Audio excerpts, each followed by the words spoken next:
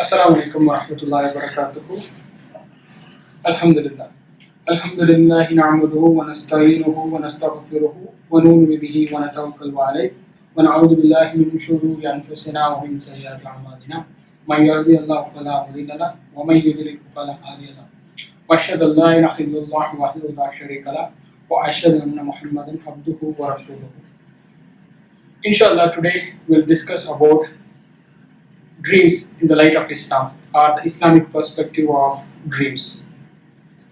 Dream is a phenomenon, like it is unintentional. It's like it comes without our knowledge. We do not have any control over it. Like we cannot plan on getting a dream. Like Islam provides solutions for everything, in terms of faith, worldly activities. Also, it covers all parts of human activities, including dream.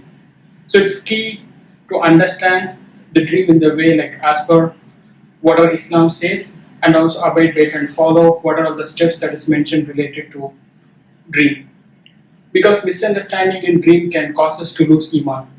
Like we would like some of them might get a dream in which they might have like awliya or some person who might ask him to go to dargah, and they think it is some command, and they go and lose their iman just because of it, because they do not understand the dream as it has to be understood based on the steps that is mentioned in Islam.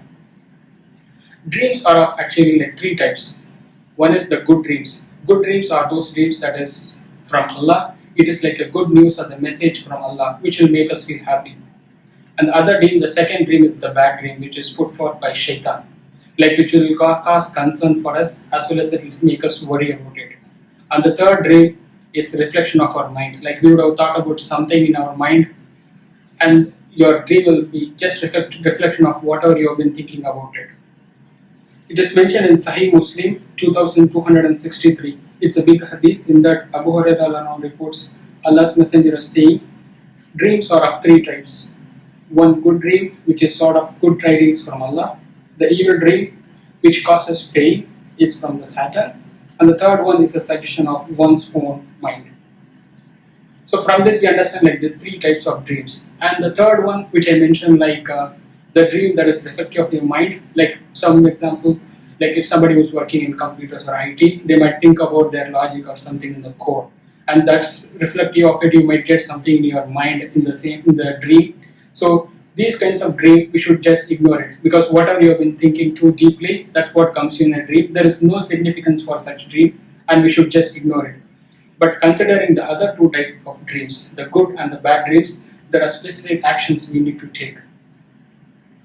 Considering the good dream, we saw like good dream is from Allah. It's a message to humans for Allah, like it's a good news, good tidings from Allah, saying something that is going to happen in the future to make us happy. He's saying in advance. We know like nubuwwat is stopped. Like Rasulullah mentioned, like after me there will not be any Rasul or there will not be any Nabi. So on hearing this, the people were worried. On seeing this, Prophet further said, but we still have Mubashirat. And they question like, what does it mean by Mubashirat? He explains saying it's the Muslim's dream, and it is one portion of the prophethood. So it mentioned in Tirmidi, book number 34, Hadith 2441. Anas bin Malik narrated, the Messenger of Allah said, indeed, messengership and prophethood have been terminated. So there shall be no messenger after me, nor a prophet. Anas said, the people were concerned about that. So Prophet said, but there will be Mubashirat. So they said, like, O Messenger of Allah, what is Mubashirat? He said, the Muslims' dreams, for it is a portions of prophethood. Also in another hadith it is mentioned like the good dream of a faithful person is one portion of 46 parts of prophethood. So it's mentioned in Sahih al-Bukhari 6983, narrated Anas ibn Malik. Allah's Messenger said, a good dream that comes true of a righteous man is one of 46 parts of prophetism. Also it's mentioned in Sahih al-Bukhari 6988, narrated by Abu Hurairah. Allah's Messenger said, the good dream of a faithful believer is part of the 46 parts of prophetism. So we also need to understand like not all of them will be able to get good dreams. It is only for a faithful believer, who follows commands of Allah. They'll be able to get a good dream. So if somebody like who has been longing for a kid or something, if they get a good dream where they're playing with their child, then they have to understand like it's a good news provided by Allah earlier enough and they should feel happy about it. So when you get good dreams, what are we supposed to do? So if you get a good dream, we know like it's from Allah. So we have to thank Allah. We have to say Alhamdulillah. So it's mentioned in Sahih al-Bukhari 6985, narrated Abu Sa'id al-Khudri. Prophet Muhammad said, if any one of you sees a dream that he likes, then it is from Allah, and he should thank Allah for it and narrate it to others. There is also another hadith in which Prophet Muhammad says like, you can say it to your closed one, like don't reveal the good dream to everyone, but rather you can reveal it to your closed one who will also feel happy about it. It's mentioned in Sahih al-Bukhari 7044, narrated Abu Salama. It's a big hadith. In that one portion it says like, Prophet Muhammad saying, a good dream is from Allah. So if any one of you saw a dream which he liked, he should not tell it to anybody except to the one whom he loves. So you can say to your closed ones, your beloved ones, your dearest ones, not everyone, who would also feel happy, like your well-wishers and others who will also feel happy about it. You can reveal your good dreams to them. And the other one is the bad dream. So when we get bad dream, we have to understand it is put forth by shaitan. It also will cause us worry and it will cause concern for us. So what do we do about it? So if we get a bad dream, first we have to seek refuge from Allah, from the evil of the dream and also evil of shaitan. And we have to split 3 times in the left. And more importantly, we should not say our bad dream to anyone, even to our close ones. We should not reveal it at all. So it's mentioned in Sahih al-Bukhari 7044, the same hadith which we saw earlier. Prophet said, if he saw a dream which he disliked, then he should seek refuge with Allah from its evil and from the evil of Satan, and split 3 times on the left, and should not tell it to anybody, for it will not harm him. So if we follow all these steps, Prophet Muhammad gives us a guarantee like it will not happen. Whatever you saw, the bad dream, it will never happen in your life. That's the guarantee that is provided. But if you have to follow all these steps. Also in another hadith, it is mentioned like you have to pray 2 rakat when you have a bad dream. It's mentioned in Sahih Muslim 2263. Abu Hurairah reported Allah's Messenger as saying, so if any one of you sees a dream which he does not like, he should stand up and offer prayer and he should not relate it to people. The more important thing we understand here is like we should never reveal our bad dream to anyone. We have a misconception on that. We know like people when they get a bad dream, they go and reveal it to the imams and they ask for solution for it. But based on the teachings of Prophet Muhammad, we understand like we should never reveal it to anyone, even to your closed ones. And if you follow all these steps, there's a guarantee provided like whatever you saw in your dream will not come into action. It will never happen. And what did Rasulullah do when people came to him revealing about the bad dream? Like in Sahih Muslim 2268, it is mentioned, Jabir reported saying, a person came to Rasulullah and said like, in my dream I saw my head being cut off and it is rolling over and I am following it. Immediately on hearing this, Prophet Muhammad stopped, saying like, do not reveal it. This bad dream of shaitan, do not reveal it to me. In another narration, it's mentioned like Prophet Muhammad laughed and said the same thing. In Sahih Muslim 2268, Jabir reported that a person came to Allah's apostle and said, Allah's Messenger, I was seen in the state of sleep as if my head had been cut off. Thereupon Allah's apostle laughed and said, when the Satan plays with any one of you in the state of sleep, do not mention it to the people. So this is the teaching that Rasulullah says, like if you have a bad dream, never reveal it to anyone. Rasulullah also stopped people from saying it. And another important thing that we need to understand is like we should never lie in a dream. Like we are not supposed to say like I had a dream in which I had good tidings or whatever kind of it, which you did not get, you are not supposed to say. It's considered a big lie. Rasulullah mentions in Sahih al-Bukhari 3509, the biggest, like 3 biggest lies or the sins. So in that he mentions like one of them is calling someone as father rather than your real one. And the second one is lying in a dream. And the third one is saying something as Prophet Muhammad said, which actually Prophet Muhammad did not say. We all know like the third one, it's a big sin. Also we need to understand like the telling lie in a dream is same as the level of that saying wrong thing about like which Prophet Muhammad did not say. It's mentioned in Sahih Bukhari 3509, narrated Watila bin al-Asqa. Allah's Messenger said, verily one of the worst lies is to claim falsely to be the son of someone other than one's real father, or to claim to have had a dream one had not, or to attribute to me what I have not said. Also, when somebody lies in a dream, they get a special kind of punishment. So what is the punishment they get? It's mentioned in Hadith. It says, Rasulullah says, like, they will be asked to tie a knot between two barley grains, which they will not be able to do. It is something like you said something in a dream which did not happen. So Allah gives a punishment to do something which you will not be able to do. This is mentioned in Sahih al-Bukhari 7042. Narrated Ibn Abbas, Prophet Muhammad said, whoever claims to have seen a dream which he did not see will be ordered to make a knot between two barley grains, which he will not be able to do. So from all this, we understand like what are the steps you have to take for good and bad dreams. Also, there is also another misconception among people, like if you get a good dream, something bad will happen. If you get a bad dream, something good will happen. We'll go through the narrations in Quran as well as in Hadith and see how it is interpreted and what did it really happen. Most all the times it will be like either you will have the same thing as you saw in the dream or something related to it, very close to it. Yusuf Nabi's like history mentioned in Quran. He had a dream in which he saw sun, moon and 11 planets going to him, and he is revealing it to his father Yaqub alayhi salam. On hearing this, Yaqub alayhi salam said like not to reveal it to anyone. And we know the story whereby he gets separated from his father. Later he goes through a lot of hardships, and at last he joins with his family and he takes his parents and brothers along with him. So he raises his parents to his throne and makes them sit, and all of them, including his parents and the 11 brothers, bow before him. On seeing this, Yusuf alayhi salam revealed like this is the significance of the dream that I got. This is mentioned in chapter number 12, verse number 4 and 5.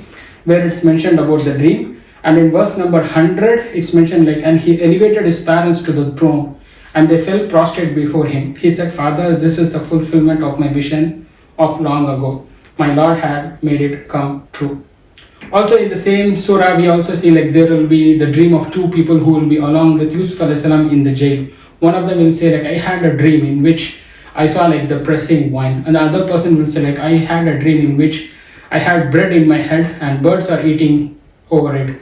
And they'll ask like, what is the meaning or interpretation of it? And Yusuf alayhi salam will say like, whoever had the dream of pressing the juice, he will be serving for his master, and the other one will be crucified and birds will eat from his head. And this is the interpretation Yusuf alayhi salam gives, like which is related to whatever they had it in the dream. Also we know like the dream of the king, in the same Yusuf, the chapter 12, where the king will have a dream in which he will see like 7 lean cows will be eating 7 fat cows, and he will see like 7 green spikes and the rest of them will be dried up, and he would want to know like what is the meaning of it. Then the person who got released, who will be serving his master, will remember about Yusuf alayhi salam, and he'll say like, I have a person who knows and can interpret dream. So Yusuf alayhi salam will explain what is the dream about. It's mentioned in the dream of the king is mentioned in chapter number 12, verse number 43, and Yusuf alayhi salam explanation is mentioned in same chapter number 12, verse number 47, 48 and 49. He said, you will farm for 7 consecutive years, but whatever you harvest, leave it in its place, except for the little that you eat. Then after that will come 7 difficult ones. You will consume what you have stored for them, except for the little that you have preserved. Then after that will come a year that brings relief to the people, and during which they will press, meaning like they will be pressing the wine. So he says you'll be able to farm for 7 years and make sure to store them other than what you eat, which you'll be using it for the next 7 years, and then comes the year where you'll have the relief. So this is the explanation that's given by Yusuf alayhi salam, meaning like whatever the king had it in dream, he gives the similar interpretation. Also we know like Prophet Muhammad sallallahu alaihi wasallam had a dream in which, like when he was in Medina, he'll have a dream in which he'll enter Masjid al-Haram. He'll see people shaved and some of the people where the hair is cut short. It's mentioned in chapter number 48, verse number 27. God has fulfilled his messenger's vision in truth. You will enter the sacred mosque, God willing, in security, heads shaven and hair cut short, not fearing. He knew what you did not know and has granted besides that an imminent victory. So here Allah explains the dream of Rasulullah and what actually happened. So whatever Prophet had in his dream, that's what actually happened as well. And in chapter number 8, verse number 43, Allah explains about the dream of the people who fought in the battle of Badr. They had a dream in which they saw like there were few people in the side of the enemy and there were large number of people in their side. So in a way, it signifies like the victory in a way, like they are very less and you are more, like the people in Islam's side. So it's mentioned in chapter number 8, verse number 43. God made them appear in your dream as few. Had he made them appear as many, you would have lost heart and disputed in the matter. But God saved the situation. He knows what the hearts contain. Also in another hadith, like Rasulullah would mention, like, I saw the night of Laylatul Qadr and I was praying in mud and water. And the same thing would have happened. It's mentioned in Sahih al-Bukhari 813. In the morning of the 20th of Ramadan, the Prophet delivered a sermon saying, whoever has performed itikaf with me should continue it. I have been shown the night of Qadr, but I have forgotten its date. But it is in the odd nights of the last 10 nights. I saw in my dream that I was prostrating in mud and water. And further it continues saying, like, they had a night where it was raining and they prayed in mud and water. Also another dream of Rasulullah where he sees the different levels of the shirt that people had. One of them had the shirt to their heart, some of them had longer, and Umar had the shirt like so long enough like it was dragging. So when they asked, like, what is the interpretation of it, Rasulullah replied, it's the religion, the deen. Also another dream in which Rasulullah saw two bangles in his hand, two gold bangles in his hand, and it was causing concern for him. And he was in the dream itself, he was asked to blow it away, and when he blew it, those two flew away. And Prophet like, I interpreted that as the two false prophets who claim to be prophet, and he's referring it to Musaylama and Al-Ansi. So whatever he got in his dream, and same thing happened here as well. And we also know, like, there is an hadith whereby it, like, Prophet Muhammad will see in paradise the wife of Abu Talha, as well as he'll hear the footsteps of Bilal Ralianahu. Also he'll see the palace of Umar. So he'll be explaining like what he saw in the dream, referring it to they'll all be entering paradise. This is mentioned in Sahih al-Bukhari 3679. So from all the narrations in Quran as well as from Hadith, what we interpret is like whatever you see it in dream, either it will happen the same or something closer to it. So we have to understand it and not get misguided with others or something saying totally against it. Assalamu alaikum wa rahmatullahi wa barakatuh.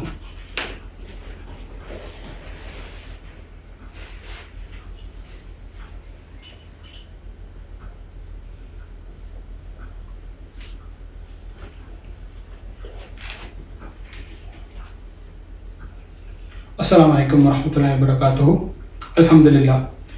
In the sermon we discuss about the different kinds of dreams and what are the actions we need to take in case of good and bad dream. So if you get a bad dream, you have to make sure like we seek help from Allah, from the evil of shaitan and of the dream, and split 3 times and pray 2 rakat, and also to make sure not to reveal it to anyone.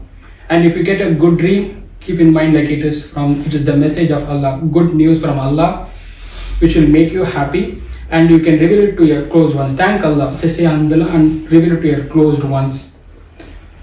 And another important one that we have to remember in terms of dreams is we will never be able to see Prophet Muhammad in our dream. Like there is a misconception among our people, like some of us can see Prophet Muhammad, but it's not possible, because it's mentioned like Rasulullah has said like those who have seen me in dream will also see me in person. Like when they're awake, they will be able to see me. It's mentioned in Sahih al-Bukhari 6993, narrated Abu Hurairah.